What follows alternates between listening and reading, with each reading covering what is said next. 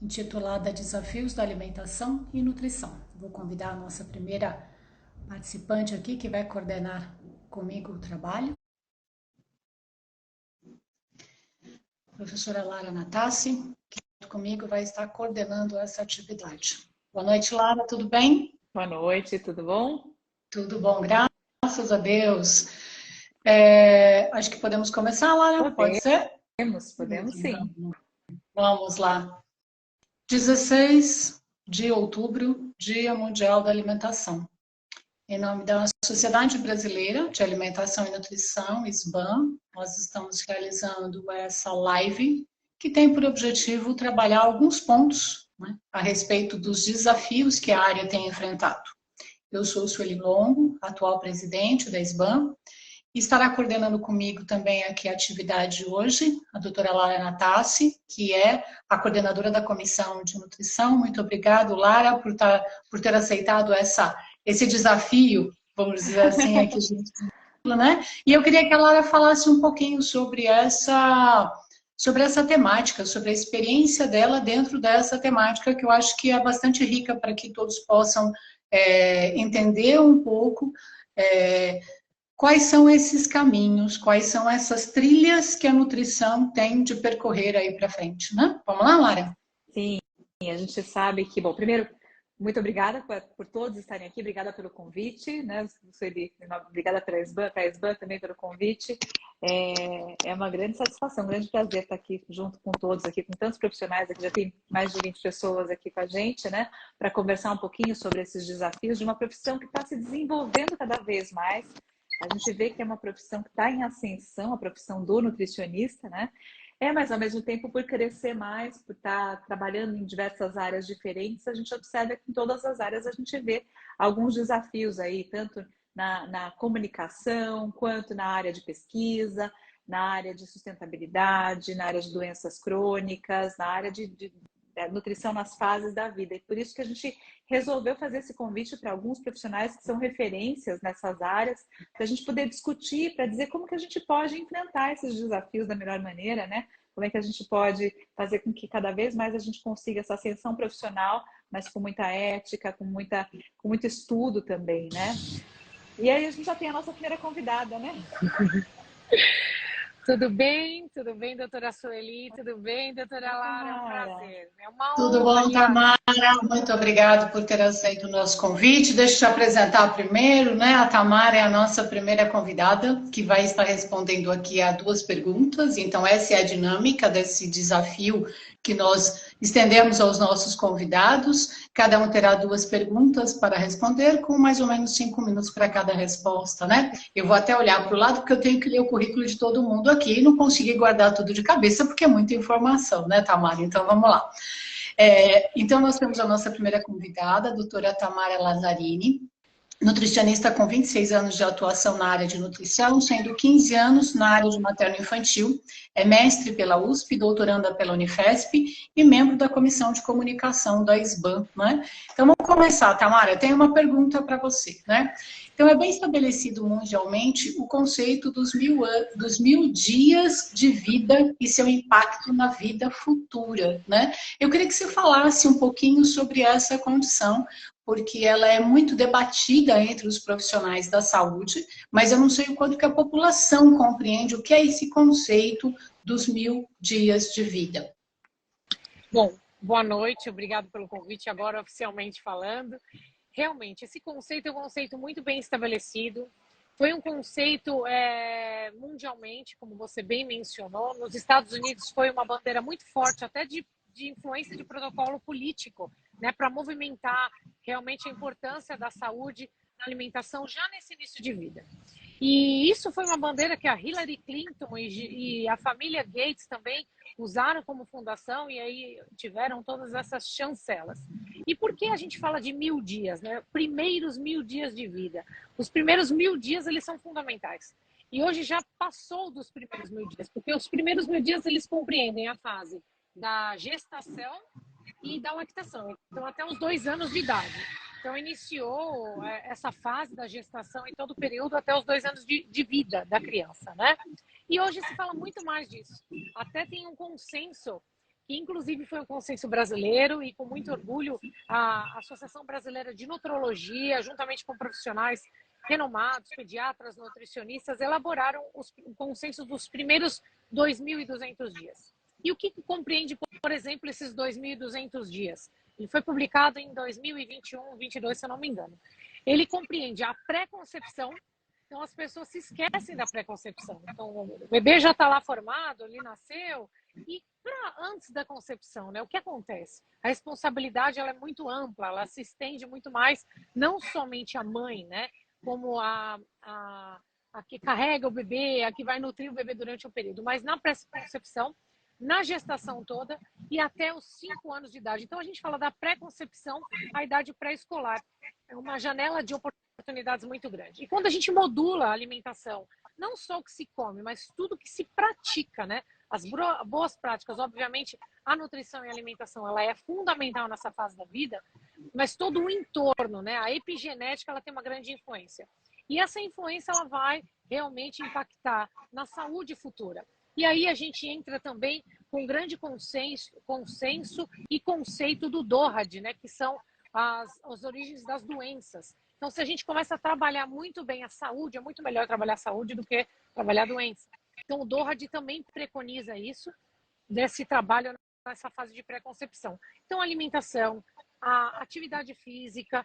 Mas tem atividade física sim, na gestação, tem atividade física para crianças menores, a gente tem evitar o sedentarismo, o excesso de tela, tudo isso compreende esses primeiros 2.200 dias, onde a gente tem essa janela de ajuste, onde a gente pode influenciar muito. E a gente fala muito sobre a questão da genética. A genética ela é importante, é fundamental, mas ela corresponde a 20%.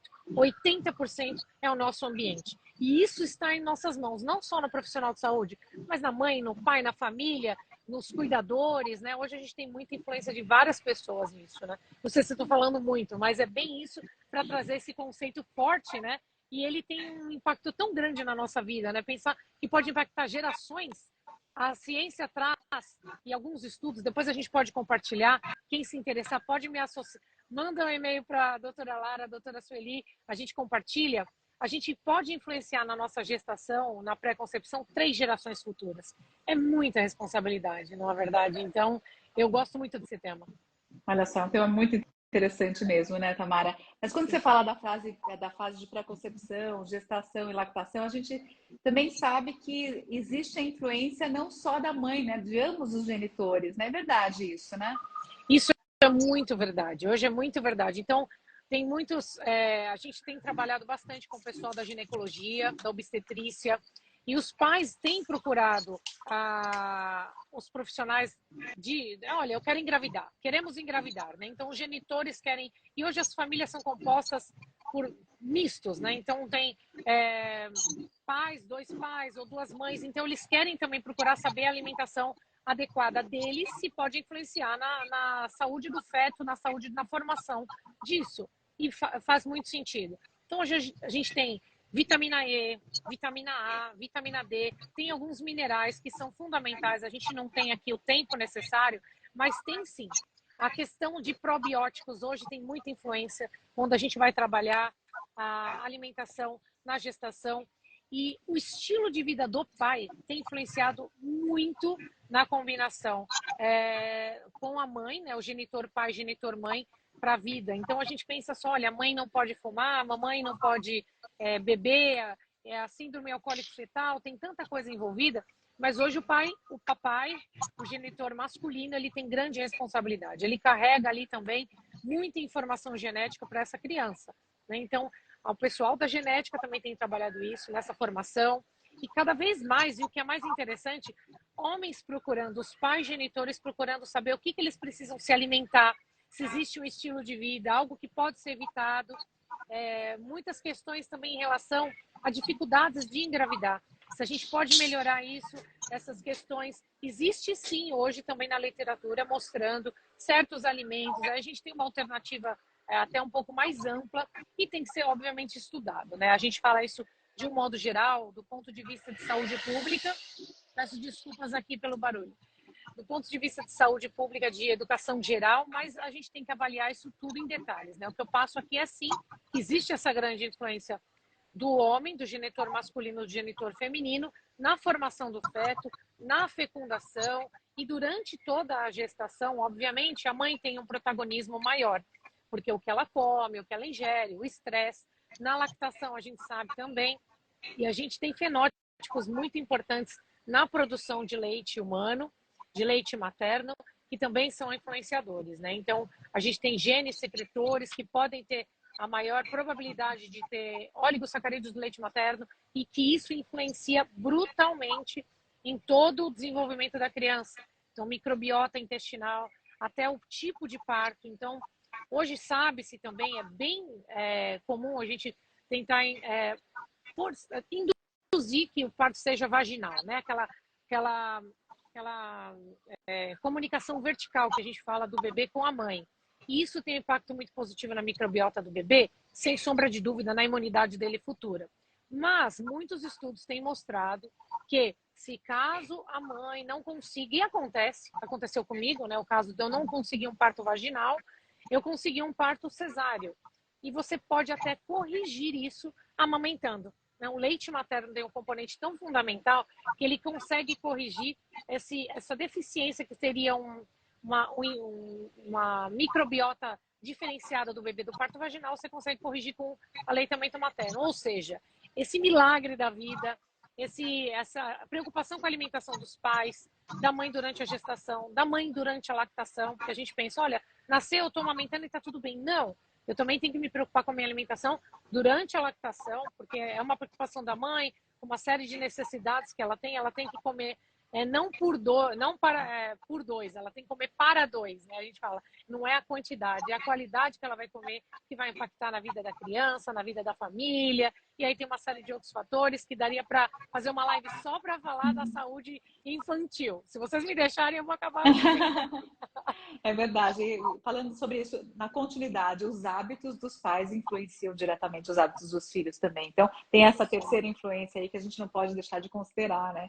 Muito bom, muito obrigada, viu, pela sua participação, Tamara. Esse realmente é um tremendo um desafio, Tamara, porque até bem, quando você conversa no consultório com os pacientes, essa preocupação ela aparece depois dos 50.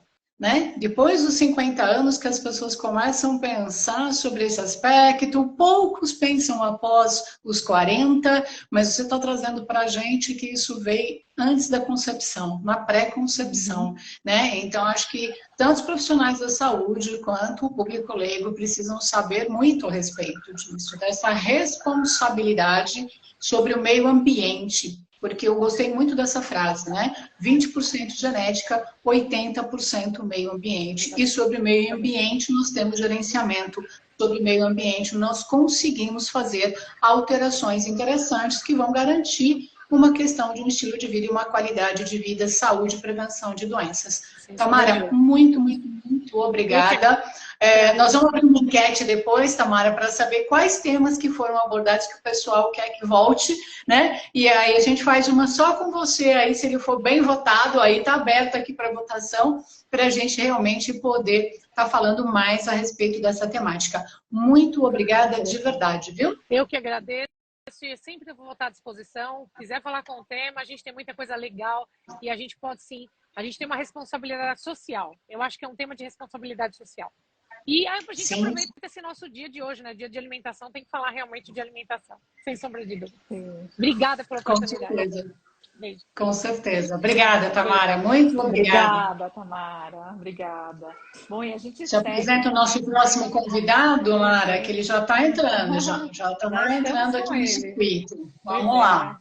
Eu tenho o maior prazer de apresentar o Diogo Sponchiato, que falei certo seu nome, Diogo? Falou. Tá bom. Ele é jornalista, ele é editor da Veja e também é redator-chefe da Veja Saúde. E aí eu já queria começar fazendo uma pergunta para você, e é uma pergunta sobre um tema que a gente discute muito na SBAN, discute muito nos congressos e também discute muito com os nutricionistas, que é como que a gente vai trabalhar para o público leigo a divulgação de alguns estudos que nem sempre vão ser conclusivos, como as pesquisas observacionais, aquelas feitas com animais de laboratório, até para evitar as informações equivocadas que muitas vezes se alastram, né? De uma forma viralizada, né? E como é que a gente faz para lidar com esse desafio, Diogo? Boa noite, todo mundo. Obrigado pelo Boa convite, noite. doutora Lara, doutora Sueli. Um prazer estar com vocês. É uma pergunta que tem um desafio enorme embutido, né? Às vezes a gente se pergunta na redação se vale a pena ou não comunicar um estudo novo que saiu quando ele tem algumas limitações do ponto de vista das conclusões, né?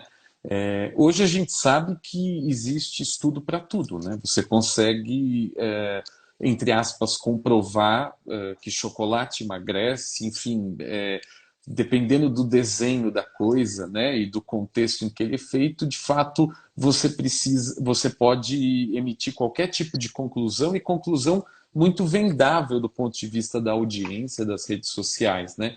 Isso daí, acho que nos últimos 5, 6 anos, tem feito com que os profissionais de comunicação tenham que ter um senso crítico e um olhar ainda mais cuidadoso sobre a divulgação científica. E eu acho que, assim, falando do ponto de vista do jornalista, a gente tem avançado nisso, mas sempre precisa contar com vocês, né, com os profissionais de saúde, com os especialistas, com quem vivencia a realidade do consultório, a realidade clínica, para ver até que ponto vale a pena a gente abordar um estudo ou não. Eu, assim, olhando para a Veja Saúde, a gente tem 2 pilares muito fortes, que um é medicina e o outro é o pilar de alimentação e nutrição. Muitas vezes é muito mais tranquilo trabalhar estudos com remédios, né, do que estudos observacionais ou estudos que têm uma intervenção, né, que é mensurada, mas que tem um N muito pequeno. Então, para que a gente tenha certeza de que vale a pena explorar um estudo, eu acho que é fundamental a gente contar com o olhar de vocês. E, obviamente, que olhar o que outros estudos estão falando a respeito e olhar também as limitações que a gente tem naquele campo, né? Acho que uma discussão que exemplifica isso é a dos alimentos industrializados, ou eu sei que o termo não é um consenso, né? Mas dos alimentos ultraprocessados. A maioria dos estudos, né? A gente vê estudo observacional, você não vê um estudo randomizado, duplo cego, testando lado a lado, aquele tipo de coisa, né? Então, tem ponderações para ser feito, mas com a base, com a robustez dos estudos que são feitos, você já consegue começar a delinear algumas conclusões, trazer algumas recomendações. Mas para isso é fundamental que a gente esteja ao lado dos nutricionistas, ao lado dos médicos, dos cientistas, para poder passar informação com contexto, né? Tentar fazer uma divulgação científica que sempre traga contexto junto, né? Acho que é por aí, mas não tem resposta, eu acho que ainda formulada 100%, testada e comprovada para isso. Esse realmente é um grande desafio, Diogo. Muito bom ter você aqui. Muito obrigado por você ter aceito o nosso convite, né? Uma parceria aí de muitos anos com a ISBAN. E aí eu queria te fazer uma pergunta que, na verdade, ela é um retrato das perguntas que nós recebemos quando abrimos a divulgação da live. Muita gente, na verdade, falou sobre rede social. E aí eu queria te fazer uma provocação. Vamos ver como é que a gente vai trabalhar esse desafio, Diogo. Quando a gente fala sobre a questão das redes sociais, nós temos muita informação circulando por meio delas, né? Nós temos uma colega de trabalho na SBAN que ela tem uma frase que eu acho muito interessante, Diogo, que ela diz assim: o fato da pessoa comer dá a ela o direito de achar que ela entende tudo de nutrição e que ela pode falar tudo sobre nutrição. O interessante é que a pessoa também respira, mas mas ela não se aventura a falar sobre a questão da pneumologia porque é mais complicado. Eu acho essa frase bem interessante, né? Então, assim, como é que você vê essa questão das redes sociais? Na sua percepção, elas podem ser uma ferramenta adequada para se comunicar a questão do alimento, da alimentação e da nutrição? E em caso afirmativo, como é que você orientaria o consumidor que tem tanto acesso a tantas informações pelas redes sociais? O que ele deveria, assim, pontos que ele deveria ficar atento para realmente ser uma comunicação efetiva, né? E não uma desinformação? Eu acho que as redes sociais elas podem ser ferramentas muito positivas, mas não costumam ser no dia a dia. É, assim, dificilmente uma pessoa que tem um acesso a esse mar de informações, ela consegue tirar um proveito, seja do ponto de vista de se informar, de se conscientizar melhor, seja do ponto de vista de usar alguma orientação na sua vida prática, né? Isso porque a gente sabe que a maioria dos conteúdos consumidos em redes sociais são conteúdos no estilo pílula, né? É aquele conteúdo muito que ela bate o olho e, na maioria das vezes, as pessoas tendem a consumir aquilo que, pelo viés delas, naquilo que pelo viés delas já acreditam.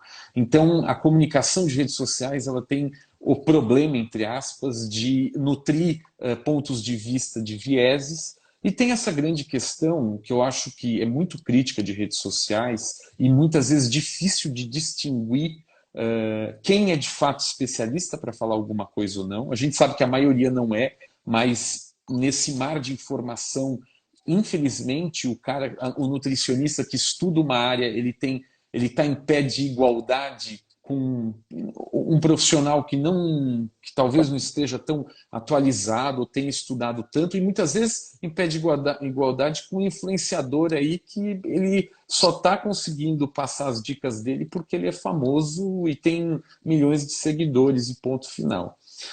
E o outro grande problema é o marketing embutido. O marketing não é o problema. O problema é você estar lucrando em cima de orientações ou de indicações sem que isso seja transparente. Infelizmente, a gente sabe que o universo de redes sociais é esse. Então, assim, o sujeito com o produto isso fica mais evidente, mas tem muitas pessoas hoje vendendo dietas miraculosas por aí, ou suplementos, né, que, enfim, curam e previnem as mais desafiadoras doenças, que elas fazem isso sem embasamento científico e sem deixar isso claro, estão lucrando com isso, né, de maneira direta ou indireta. Então, esse é um grande problema na minha concepção das redes sociais hoje.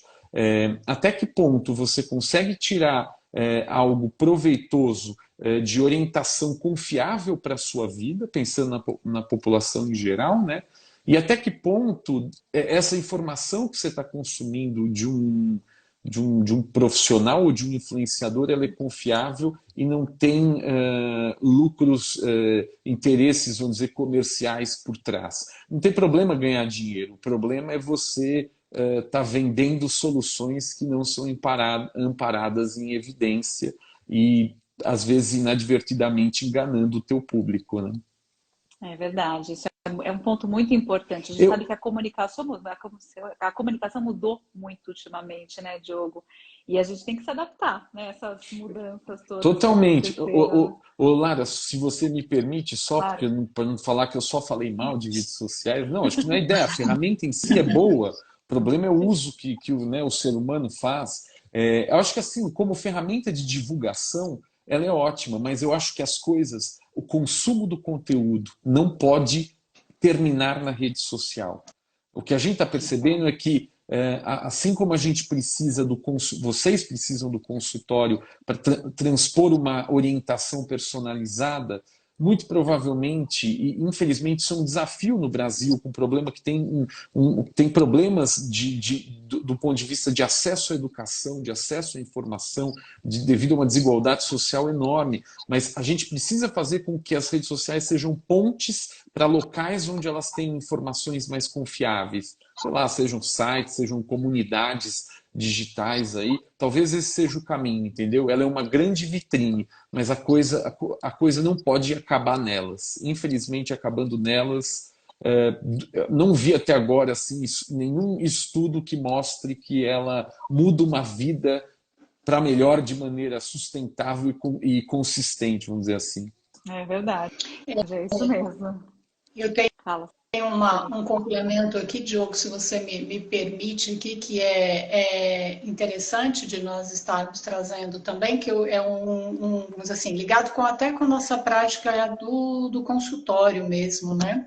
É a questão do compartilhamento. Então, as pessoas elas não têm consciência sobre a questão do que elas compartilham e como isso pode ser impactante na saúde do outro. Isso sempre me deixa bastante preocupado.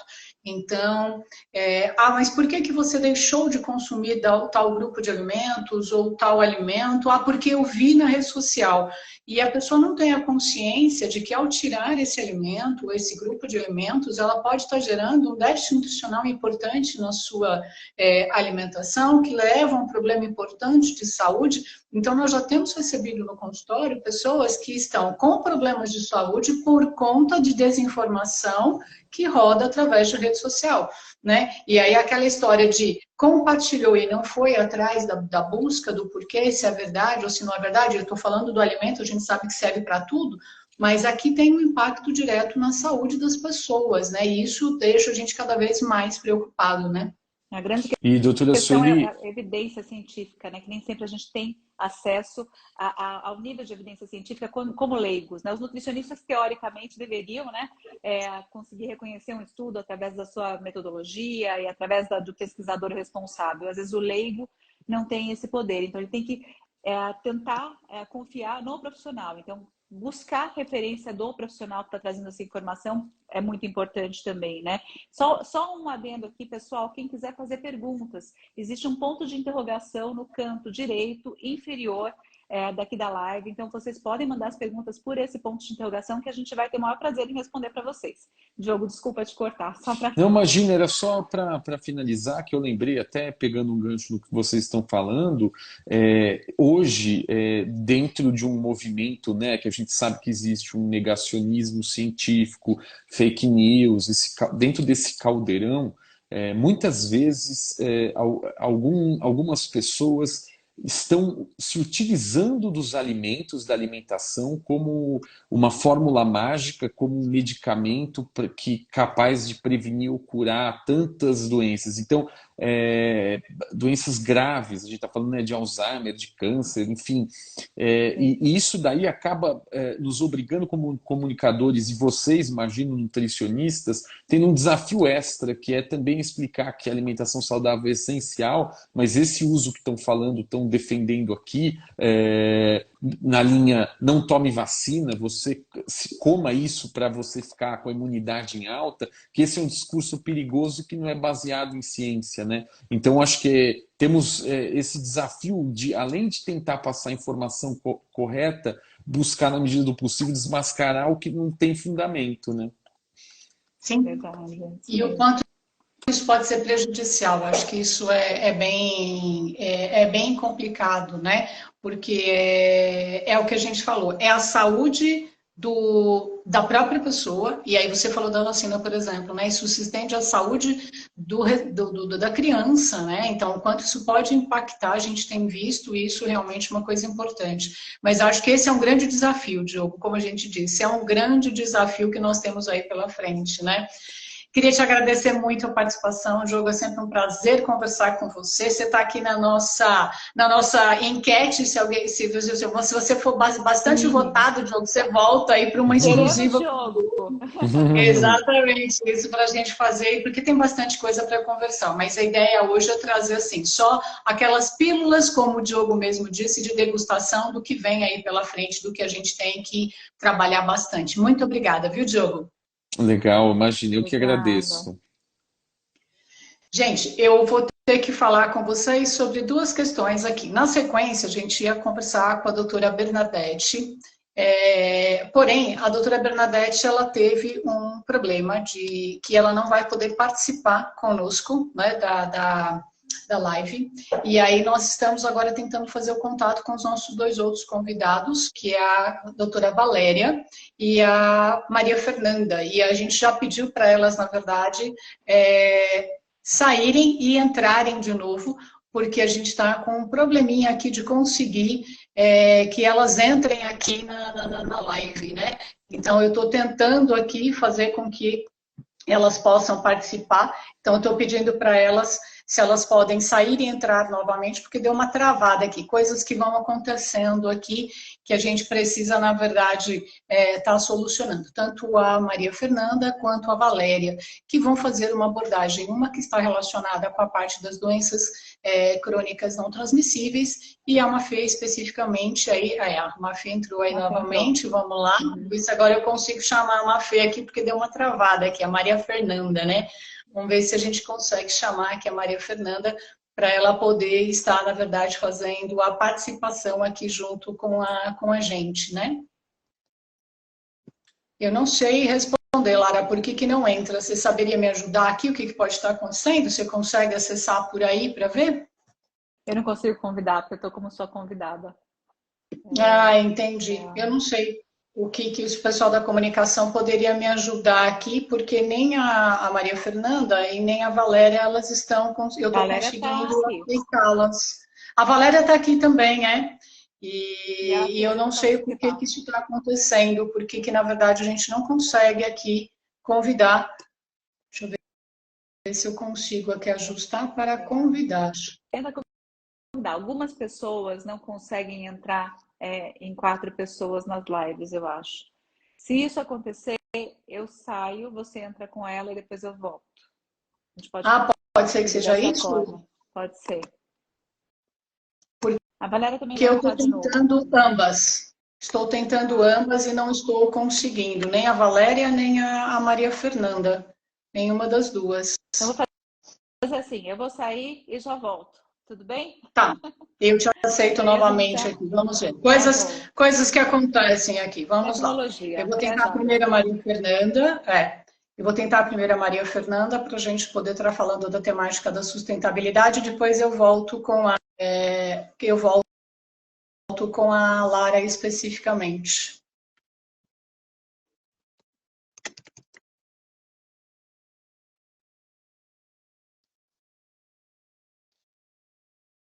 Eu acho que nenhuma das duas. Lara, você pode estar voltando, que eu acho que a questão aqui está sendo outra. Não sei responder o que pode ser que está fazendo com que eu não consiga acessá-las.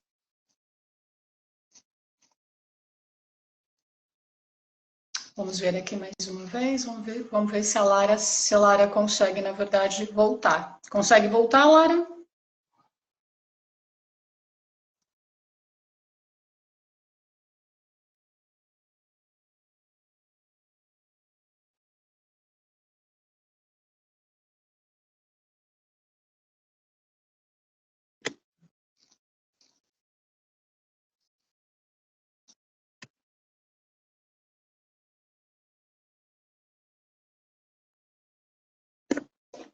Só um minutinho que a gente está, na verdade, tentando ajustar aqui para dar certinho. Só um minutinho, tá? A gente já está vendo aqui para voltar, para poder dar sequência aqui a nossa live, a nossa comunicação aqui, que eu não sei o que foi, por que elas não estão, na verdade, conseguindo entrar.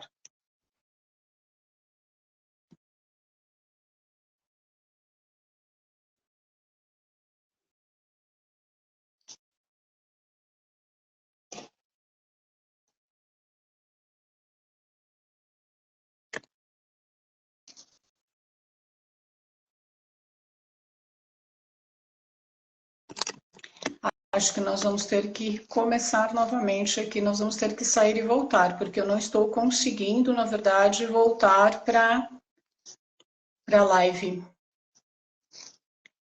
Será que a gente consegue fazendo nesse formato? Vamos ver.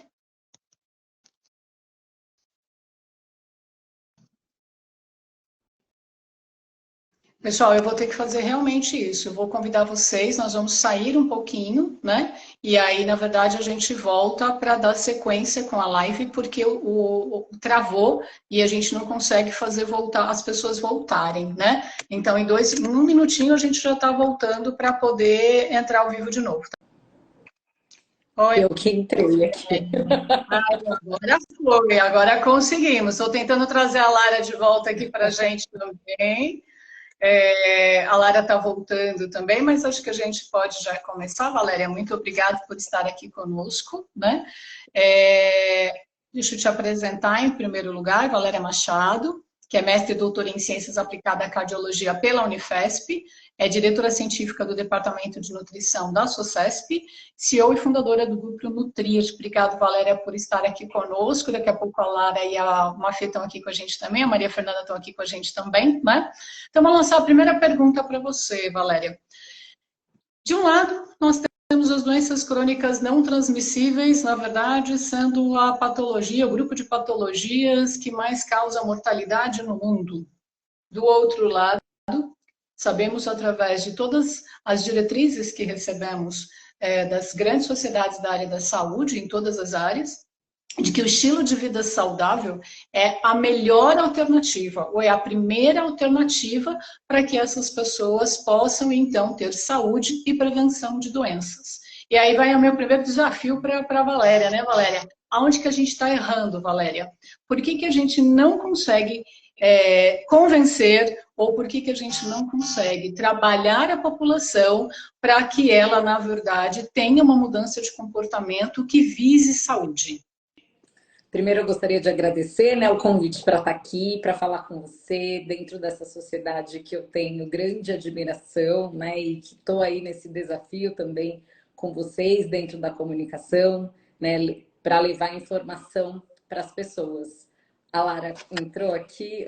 Agora estamos com o time completo, agora ninguém mais cai em termos de conexão. Valéria, desculpa interromper, porque assim, eu prefiro assim do que ter o perrengue depois de não acontecer de novo, né? Então fica todo mundo online aqui agora. Vamos lá, Valéria, pode continuar. Então, eu diria que essa pergunta é aquela pergunta de milhões, né? Porque sim, é uma questão muito complexa, né? Quando a gente fala, são muitos fatores, né, hoje, que envolve esse desafio nosso como profissional, né? E aí a gente vai falar de comportamento enraizado, a publicidade, a influência da publicidade, a falta de conscientização da população, barreiras socioeconômicas, resistência à mudança também. Então, são muitas questões, mas eu falo que a gente precisa ter vários pilares, né, para que a gente possa enfrentar. E eu diria que são esforços multifacetados. E eu acho que o primeiro de todos é educação. Eu acho que quando a gente fala de nutrição, a gente fala de educação, e educação eu acho que envolve tudo no nosso país, né? Mas a educação nutricional principalmente. E onde essa educação deveria começar? Aonde a gente aprende a ler e escrever, né? Que é lá na escola. Lá onde leva a informação. Eu vejo que tem muitos existem grupos, na verdade, de pesquisadores hoje com grandes trabalhos tentando levar isso principalmente para a nossa educação pública, né? Então, a professora Nájila, que é uma grande professora aí da USP, uma parceira minha dentro da Sociedade de Cardiologia do Estado de São Paulo, lá na diretoria científica, ela tem um trabalho de educação dentro das escolas que chama Peduca, que é muito interessante. Então, está muito no início ainda, mas a ideia desse projeto até dela, quando a gente fala em educação, não é o nutricionista, porque daí eu vejo o nutricionista querendo educar dentro das escolas. Não, é levar informação para o professor, transformar isso para dentro da sala de aula, né? Então, como que ele pode trabalhar educação nutricional na aula de geografia? Como que pode trabalhar educação nutricional na aula de matemática? Então, elas estão com esse trabalho, que eu acho muito interessante, né?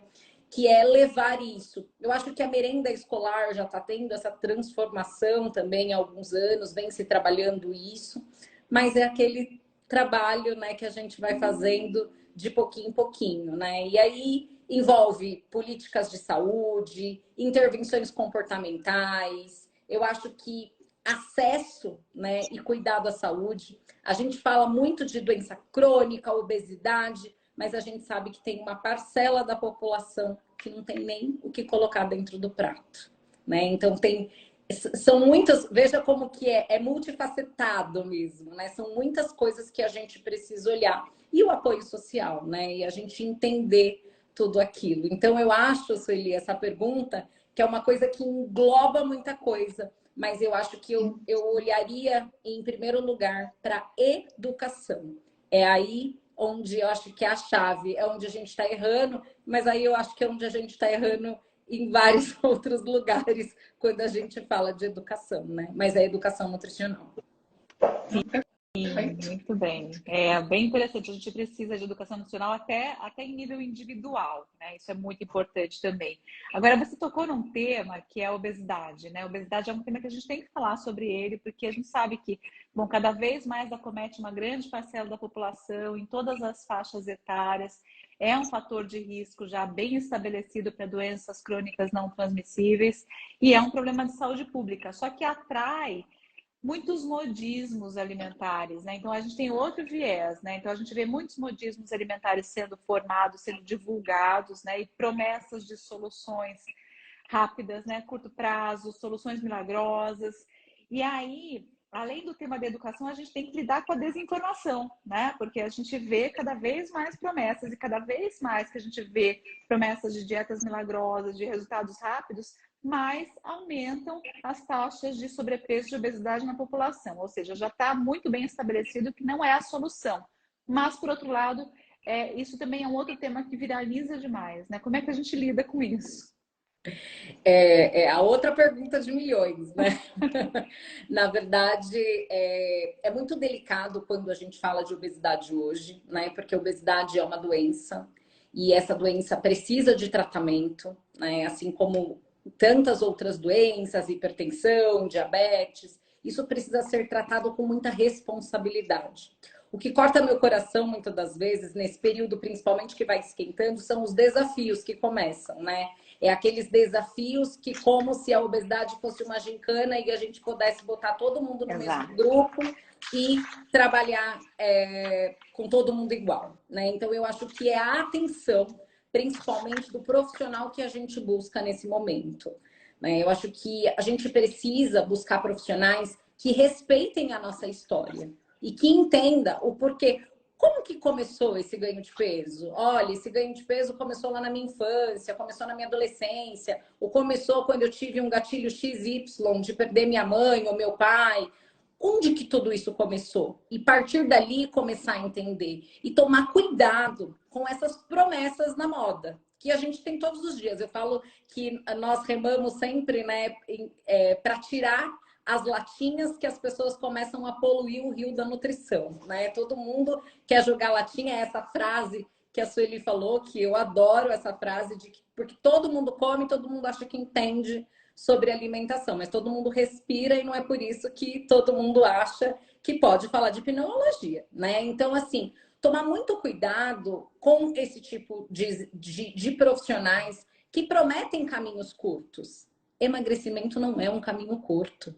Emagrecimento é algo que se tem que ser tratado com muito respeito e com muito cuidado, né? Porque se você faz determinada intervenção nutricional, você pode pôr em risco ali, inclusive, a vida do seu paciente, né? Então, tem que tomar muito cuidado, acho que na busca, principalmente, Lara, desse profissional e entender que obesidade é uma doença e que leva tempo para esse tratamento. E pode ser que você vai precisar de ajuda medicamentosa. Então, o nutricionista vai trabalhar junto ali com o endocrinologista ou com o cardiologista. E ali, juntos, a gente vai entendendo esse caminho do paciente, né? Porque às vezes vem muito... eu não acho que a medicação é a solução, não é isso que eu estou querendo dizer, mas ela pode ser um caminho junto com a terapia nutricional quando a gente fala de obesidade. Então, precisamos tomar muito cuidado e tratar isso com muito mais responsabilidade. Muito interessante quando você fala que é um caminho, né? Um caminho lento, né? Cada passo vai contar para que esse caminho seja realmente, para que o objetivo seja atingido. Até começo a falar, sempre falo que pequenas mudanças vão gerar grandes resultados se elas forem mantidas, né? E a gente não consegue manter mudanças drásticas, né? A gente não consegue manter uma dieta extremamente restritiva, uma dieta de moda. Então, é bem isso. Dieta boa é aquela que a gente consegue manter, que a gente Que consegue a gente sustentar, transforma né? em estilo de vida, né? E assim, Exato. hábitos. Eu tenho uma frase do Cortella que ele fala que a gente não pega o hábito e joga pela janela. Ai, não gosto desse hábito, vou jogar ele fora.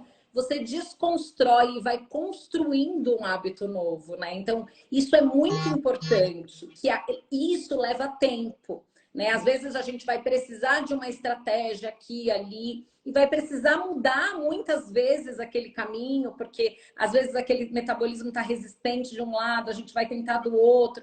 Então, assim, são inúmeros caminhos, não existe receita do bolo, né? Essa é a receita do emagrecimento que o povo vende agora, principalmente quando começa a esquentar. Cai fora, porque isso aí é cilada. É verdade. Muito interessante o seguinte, para quem está desde o começo com a gente, né? Que ouviu a Tamara falando sobre a questão da nutrição ser formada já desde o processo da pré-concepção, que depende da questão tanto do pai quanto da mãe, 20% genética, 80% meio ambiente.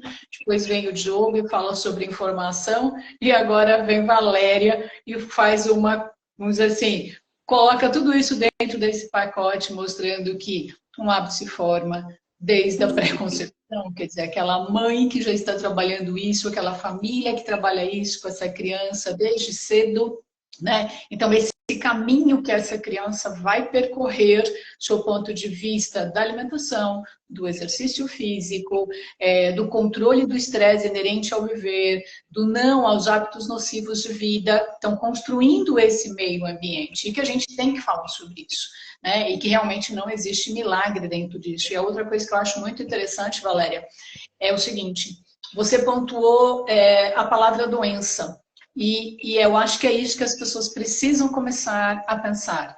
Obesidade é doença, desnutrição é doença, as doenças do coração, como o próprio nome diz, são doenças, a hipertensão é uma doença, o diabetes é uma doença, são as doenças que mais matam no mundo.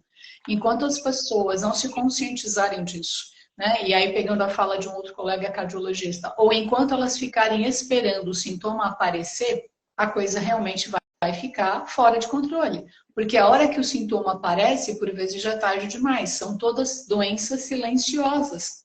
Elas não apresentam sintomas. Então, a população precisa se conscientizar, né? Estamos no Outubro Rosa, outra doença silenciosa. Entraremos no Novembro Azul, outra doença silenciosa, câncer de mama, câncer de próstata. Então, a educação para a saúde. Eu acho que a palavra-chave é essa, né? Vale 1 milhão, essa resposta vale $1 milhão, mas as pessoas precisam pensar nisso com muito carinho, porque elas não estão investindo nem um centavo nela, né? Então a gente precisa pensar na educação para a saúde. Lara, deixo você convidando a nossa Maria Fernanda. Vamos lá?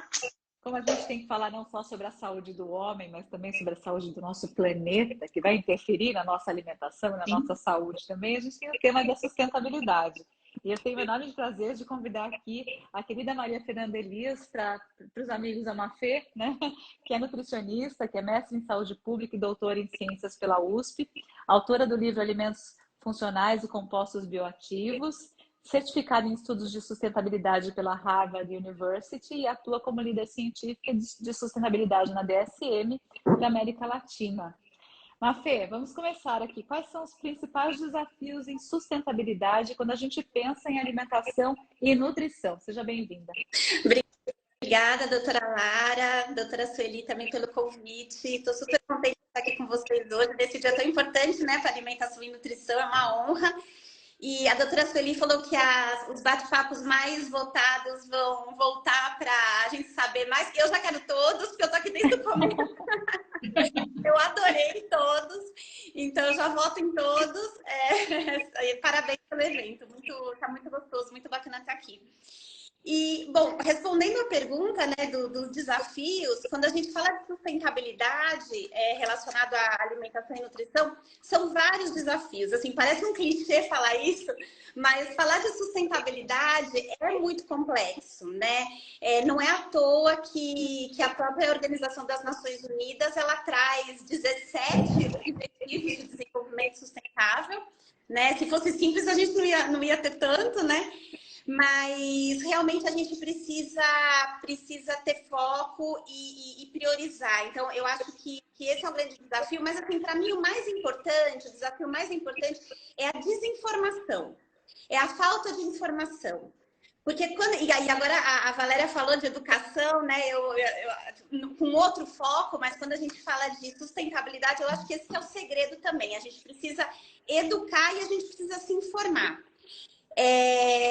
Principalmente porque quando a gente fala de sustentabilidade, a gente não relaciona, né, alimentação e nutrição com sustentabilidade. Normalmente, quando a gente pergunta para alguém, o que para você é sustentabilidade? As pessoas geralmente falam de emissões de gases de efeito estufa, vão falar de reciclagem, né? Mas dificilmente elas entendem que nutrição e alimentação são temas de sustentabilidade. Então, para mim, esse tema da educação e da informação é um grande desafio. Inclusive, eu estou acostumada a dar bastante palestra, né, sobre sustentabilidade para públicos completamente diferentes. E toda vez que eu pergunto, né, quem é que acha que alimentação e nutrição tem a ver com sustentabilidade? São poucas pessoas, pouquíssimas pessoas que realmente levantam a mão e falam que sim, né? E muitas vezes, quando eu mostro até o desenho, aquele colorido dos Objetivos de Desenvolvimento Sustentável da ONU, né, aqueles 17, eu falo, quem já viu, né, esses objetivos? Quem conhece? São pouquíssimas pessoas que levantam a mão. Então, eu acho que, pensando, né, em desafios, eu acho que esse para mim, é a prioridade. Inclusive, quando eu assumi essa função hoje onde eu trabalho, né, de ter esse chapéu, essa liderança de sustentabilidade, eu pensei muito nisso. Eu falei, gente, a gente precisa entender que alimentação e nutrição é sustentabilidade, junto com justiça social, né? Junto com educação mesmo, né? O acesso à educação são vários pilares, né? Muito mais do que simplesmente reciclar e emissão de gases de efeito estufa, né? Que não deixa de ser importante, mas que a gente precisa abrir a cabeça e ampliar isso, né? Então, para mim é isso, desde o básico, do que é sustentabilidade, né, do conceito básico, que é a gente satisfazer as nossas necessidades atuais, sem comprometer as gerações futuras de satisfazer as suas próprias necessidades, né? E aí a gente fala muito de consumo e consumo de alimento e evitar o desperdício, né? Até realmente a gente entender o que são esses objetivos, o que é cada um desses 17 objetivos e todas as metas que estão por trás de cada um deles, né? Porque só assim, só conhecendo essas metas e esses objetivos que a gente vai conseguir trabalhar juntos para alcançar esses objetivos, porque senão também está cada um trabalhando para um lado, cada um trabalhando naquilo que acha que entende, né? E a gente acaba não chegando a lugar nenhum. Então, para mim, esse é o grande desafio. Informação e trabalhar junto também, né? Se informar para poder trabalhar junto. Maria Fernanda, dentro desse contexto, como é que você enxerga a questão da segurança alimentar e nutricional? Isso, para mim, é uma grande prioridade, né? Porque se a gente pensa ali dentro desses 17 Objetivos de Desenvolvimento Sustentável da ONU, né? Que nem eu comentei, nós temos 17.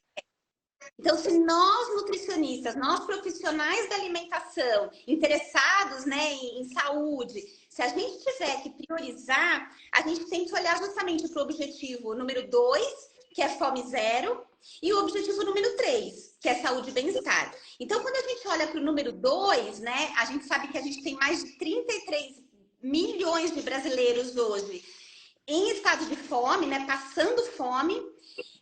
E dentro desse contexto, a gente tem uma população muito grande no estado de desnutrição, né? Porque a gente sabe que fome e desnutrição estão totalmente relacionados e isso é um ciclo vicioso, né? A pessoa com fome, ela vai estar desnutrida, aquela pessoa desnutrida, ela vai ter uma capacidade reduzida de atuar, de trabalhar, de ter uma renda, isso vai gerar, de novo, fome, que vai gerar desnutrição.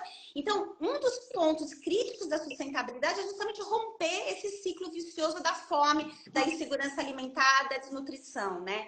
Então, esse é o objetivo número 2. Convido a vocês aqui, até falando, né, no tema da educação, da informação, porque é difícil a gente querer saber de sustentabilidade de uma forma tão ampla, porque é muita coisa, mas eu convido a começar pelo número 2 e pelo número 3, né? Então, antes de fechar o número 2, acho que é importante também a gente lembrar de uma publicação que teve na revista The Lancet, no final do ano passado, que falou que existem hoje, né, mais de 1,6 bilhões de mulheres em idade fértil e crianças no mundo com deficiência de vitaminas e minerais, né? Então, para a gente entender e lembrar que quando a gente fala de fome zero, a gente não está falando só de comida, a gente está falando de nutrição, é realmente combater a desnutrição até 2030, né? A gente tem uma data também para combater essa desnutrição e melhorar o estado nutricional da população.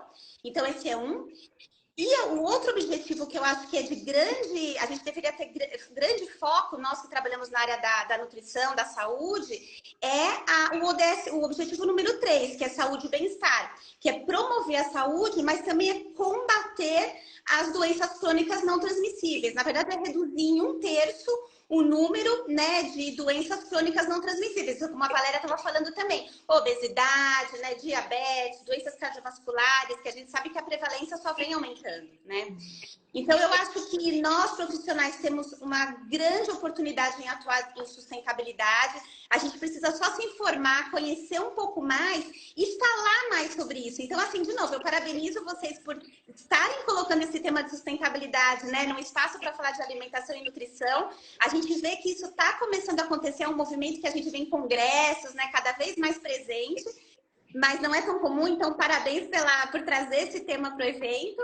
E eu convido vocês a falarem cada vez mais. Então, por exemplo, dentro de uma consulta, né, quando a gente está na frente do paciente, e a gente sabe que uma dieta sustentável, ela é uma dieta baseada em vegetais, né? Isso que a gente sabe que é bom para as pessoas e bom para o planeta, né? A gente vê os guias alimentares indo para essa direção. Então, quando a gente faz uma dieta e coloca lá mais vegetais, né? Não fala simplesmente, olha, é porque isso é o melhor para você. Mas falar isso é melhor para você e para o planeta, né? Começar a colocar mais isso no nosso discurso, né? Eu acho que a gente tem uma área de oportunidade muito grande para abraçar, nós profissionais de saúde, nutricionistas, profissionais da área de alimentação, abraçar essa causa da nutrição e, de novo, né, com foco em combater deficiência de micronutrientes, combater fome oculta, combater a desnutrição e o outro lado da moeda, né, o excesso. Então, as doenças crônicas não transmissíveis. Então, convido vocês a conhecer os Objetivos de Desenvolvimento Sustentável e focar no número 2 e no número 3. Muito bom, Maria Fernanda. Eu já falei mais um monte de coisa, né? Muito bom, porque eu acho que você acabou, na verdade, que assim, é aquilo que nós conversamos, né? Que é o que eu falei antes, ao término da fala da Valéria. É uma equipe que tem trabalhado junto, então essas 4 pessoas que estão aqui trabalham, a Tamara também, na verdade, faz parte da Sociedade Brasileira de Alimentação e Nutrição. Nós temos outros profissionais que estão envolvidos com esse trabalho, focado numa questão muito importante, que é a questão de educação, da divulgação do conhecimento baseado em evidências científicas, né? Então, vamos dar um spoiler, né, Maria Fernanda? A gente está trabalhando aí já no documento, que é um dossiê sobre a questão da nutrição sustentável. Em breve esse documento vai ser disponibilizado para vocês, onde a gente está discutindo toda essa questão que a Maria Fernanda expôs aqui e outros pontos, né? Valéria também está participando, Valéria não, desculpa, eu falei errado, Lara também está fazendo parte desse documento, né? Na construção desse documento. Então, eu acho que assim, sai daqui uma mensagem quase que uníssona, né? Precisamos trabalhar com educação, precisamos trabalhar com a educação dos profissionais, com a atualização dos profissionais, precisamos estar unidos na educação para a saúde da população. Temos que ter essa voz ativa, indicando esses caminhos que são importantes para a saúde, que são importantes para a prevenção da doença e para a questão do bem-estar, né? Porque eu acho que é uma das questões que nós não trouxemos aqui, que é o envelhecimento saudável, né? Então, só trazendo essa condição, então, ele não deixou de ser citado, vamos pensar, porque se nós estamos falando que a pessoa ela começa a ter trilhar um caminho desde a sua pré-concepção para pensar no envelhecimento com mais qualidade, para pensar no envelhecimento com mais saúde, para pensar no envelhecimento num planeta que esteja numa condição diferente do que nós estamos verificando neste momento. Precisamos pensar na saúde desse planeta também, né? Então, isso faz a gente pensar assim, a nutrição ela está se tornando a cada dia mais complexa, cada dia mais gostosa de ser discutida, cada dia mais interessante de ser trabalhada. E fica o convite para que todos vocês façam parte desse trabalho junto com todos os profissionais que hoje atuam na Sociedade Brasileira de Alimentação e Nutrição.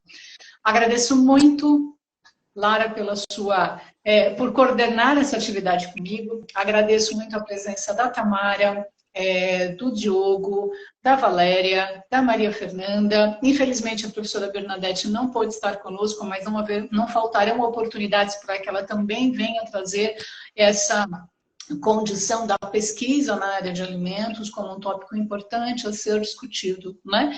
E eu gostaria de convidar vocês, já deixar um recado aqui, né, Lara? Que nós vamos ter uma outra... nossa próxima live.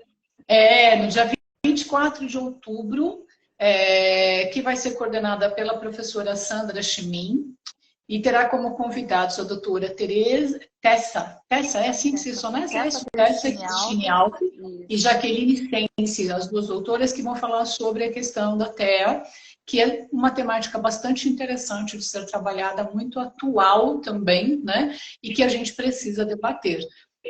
Nós abrimos a votação aqui, Maria Fernanda, não sei quem é que serão as pessoas que vão ganhar, mas eu estou bem tentada a trazer todo mundo de volta para que a gente possa abordar isso de uma forma mais aprofundada com todos os nossos convidados. Eu agradeço bastante a participação de todos.